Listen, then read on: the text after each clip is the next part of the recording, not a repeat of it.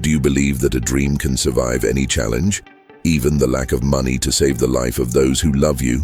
This is exactly what this gentleman finds out when, at 75, he sees his musical talent turning the only hope for urgent surgery. But what he didn't expect was the arrival of a stranger with a request that would change everything. Before we start, already leave your like and subscribe to the channel so as not to lose any part of this exciting story. Now let's go to the video. Caio Serrano, a 75-year-old retiree, is obliged to play his former cello on the streets to try to raise money and play a vital operation, saving the health of his sick wife. At one point, an individual arises holding an object, demanding that he stops immediately, changing the couple's fate forever. The sun had barely emerged on Monday, but Caio was already standing, tuning the cello to start another journey. He then prepared a simple coffee and took a tray to his wife's iris room. As soon as he entered, she smiled, also receiving the daily pills he never stopped taking. While Iris juiced the breakfast, Caio performed some chords on his instrument. That morning, the melody was no different. It took over the environment, and the expression on her face overflowed serenity. She closed her eyes and plunged into the song. Upon completion of the piece, Caio warned that he needed to leave. Iris frowned, saying that he should rest and not force the column so much. After all, taking a day off would not be a big problem. Each extra day playing on the streets is a day unless you get stuck in this bed, said the man, noting that he could not give up making money. Then he kissed his beloved's forehead and assured that he would be careful. However, Iris was wrong. Precisely that day would change the couple's future in an unpredictable way. Caio boarded the bus, starting from the suburb towards the central region of the metropolis. The collective was crowded with people, each absorbed in his own problems. He sought the priority seat and spotted a teenager accommodated there next to his mother. With education, he requested the place, justifying that he could not support his journey due to leg pain and carry the bulky cello case and a heavy backpack. The woman, however, argued that her son had woke up with a strong migraine and needed to sit sitting. Even uncomfortable, Caio preferred not to extend the discussion. When he walked away, he heard his mother grumble, "Wow, what a loose lord." He chose to ignore because it was not even half a morning and was already used to comments like this since he had started performing on the sidewalks.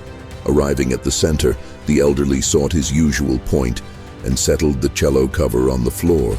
There would be many hours there, touching the incessant flow of people who rushed through the avenues. He checked the tuning one last time, gave a quick look around and started the first song of the day. Despite the noise of the cars and the hurry of the pedestrians, that corner of the street was where he most felt the pulse of life. The notes that sounded from their instrument reverberated through the blocks, attracting the attention of the most attentive passers-by. Some held each other for a few moments, others deposited coins or small donations, showing gratitude. For Caio, those strangers who listened to their open art represented the nearest that he had come from, fulfilling the dream he had been nourished from a young man. Gaining recognition as a musician, the day ran fast as it always happened, and at the end of the makeshift office hours, he collected the donations received. As soon as the dusk approached, Caio gathered the banknotes and coins he had gathered over the period, a total of 44 plus a small snack left by a student.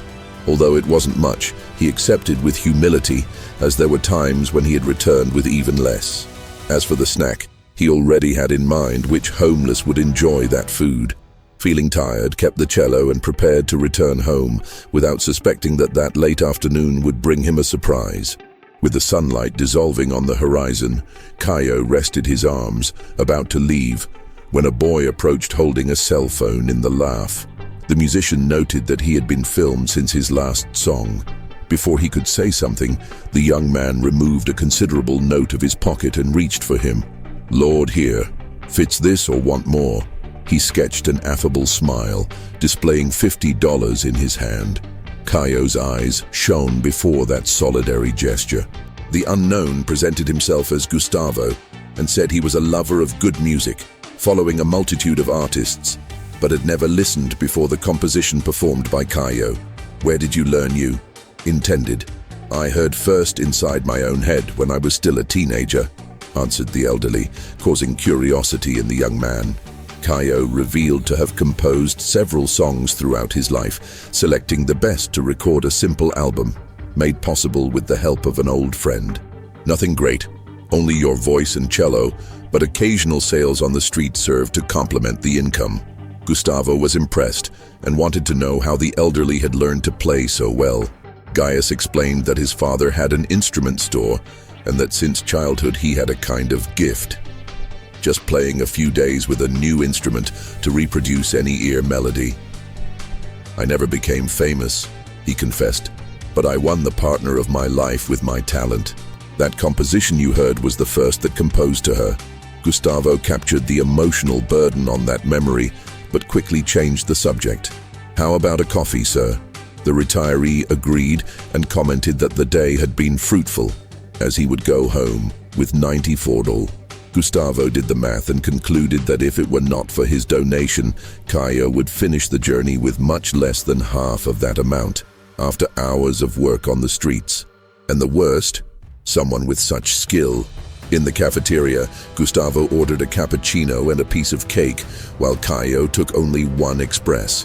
"I would not spend beyond the necessary because at night I intended to cook for you and Iris." Gustavo noted the affection with which the elderly spoke of his wife and felt confidence to share a chapter of his own story. Gustavo explained that he had been married to the most special woman she had ever met.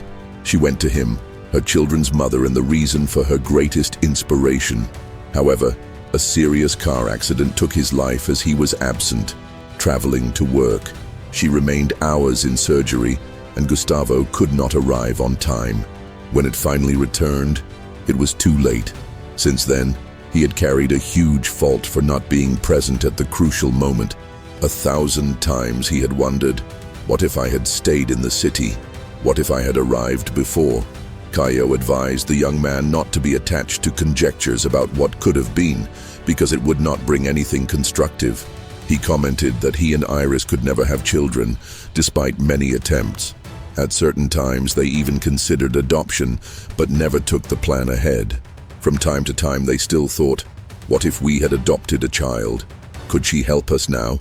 But to broach this would not solve your problems. The past does not redo. What I have left is to fight for my wife's life, said Kayo, with a serene voice full of firmness. Gustavo paid attention to every word of the elderly. He was surprised when Kayo mentioned that he needed to keep his wife alive, and ended up asking if everything was under control. Seeing the musician's hesitation look, Gustavo apologized for the exaggerated curiosity. However, Kayo decided to open his heart, since he had also heard his story without judgments. Kayo began to remember that, since he was a young age, he assisted his father in the instrument store. It had grown immersed among violins, pianos, and guitars, a paradise for any aspiring musician. One day, while serving a client, a girl with a captivating smile entered the store, looking for a cello. The boy got in the way, as if he had lost the notion of what he was doing. It was named Iris, and as soon as they exchanged words about artists like Nat King Cole, Billie Holiday, and Ray Charles, Kayo knew immediately I was in love. It was not long before they were seen together everywhere, living an overflowing novel of affection. During the engagement, Iris received the diagnosis of a disorder that would make it difficult to raise children. The news was devastating to the couple, who dreamed of increasing the family. They tried several treatments to no avail. 50 years have passed, and that same problem has now assumed a more aggressive form, affecting Iris's immune system. It was necessary to gather $39,000 for the surgical procedure that could save your life. With a modest pension, Kayo found no alternatives. However, it did not intend to give up.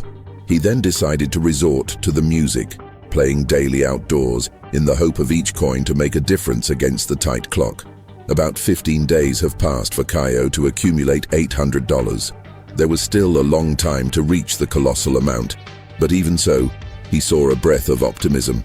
Gustavo, however, noted that, at that pace, it would be necessary years to reach the $39,000.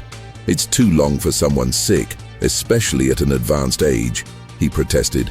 Caio took a sip of his coffee and confirmed, "But she is strong, and I pray that it was enough. We have to believe it." In this part he had no doubt. If he depends on him, he would not abandon his companion with all his life. Gustavo called the waiter to end the command and threw a penetrating look at Caio. As they said goodbye, the musician went to the bus stop, while the boy went on foot, pondering over the whole conversation.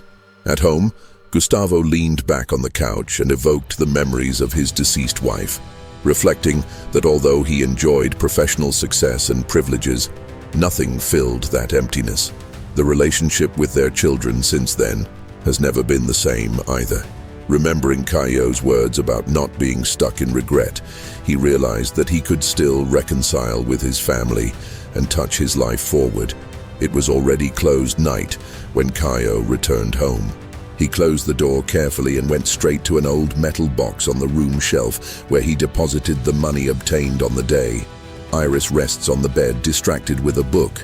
Seeing him, she left the reading and commented that she had worried about the delay. "It was all quiet, my love. I just was late talking to an admirer," said Caio, laughing at himself. Soon after, he said proudly, "I got some more exchanges for our goal." Her eyes shone, but tears then emerged. With his hand over his, Iris said, "I thank you so much what you do for me, but I don't want your life to get rid of this for someone who may not resist much." He stared at her in silence, then stated, "As long as I stand, I will touch my ropes until my fingers can no longer stand it. And if that happens, I will sing without an instrument until my voice fails. Do you understand?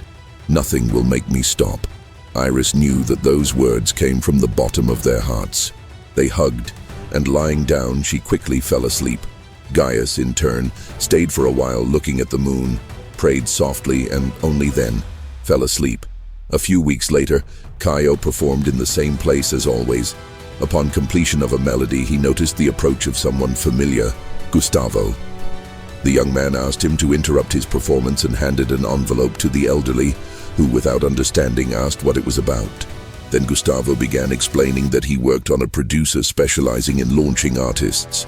He had no absolute power, but he had access to the boss. And, played by Caio's story and impressed by the strength of his compositions, he decided to show the boss a recording he had made of him. As a result, the executive fell in love with music and took the material to a famous interpreter. The company advised before any competition discovered that talent hidden on the streets. Within the envelope, there was a contract proposing the partial acquisition of the copyright of 7 tracks composed by Caio. The initial amount offered would already fully cover the operation of Iris, with leftover, in addition to guaranteeing the elderly a percentage of each execution of the songs for the rest of his life.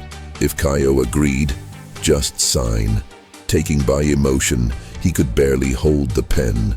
His thinking immediately flew to his wife and, without hesitation, rubbed every page, tears in his eyes. The embargoed voice and shaking hands showed his joy by imagining Iris finally free of danger. Before running home and telling the news, Caio promised to play the song Gustavo chose. The young man ordered a song by Ella Fitzgerald, the favorite artist of his late wife. Assenting, the elderly began to strum the grades on the cello, visibly thrilled. While listening, Gustavo felt the heartbeat of the heart mingle with memories of a happy past. Each chord had the feeling of being dancing again with the person he had loved so much.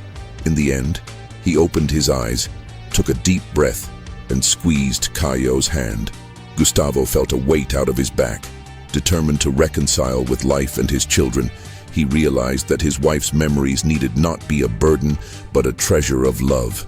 And in that future that was drawn, Caio and Iris would take place not only as friends, but as inspirations. Finally, there would be resources for surgery that could prolong for many years the life of that special woman, supplying the creative flame of her talented husband. If you have enjoyed this story, leave your like and consider watching another video that will appear on the screen, as it can also touch your heart. A great moment of reflection, and see you next time.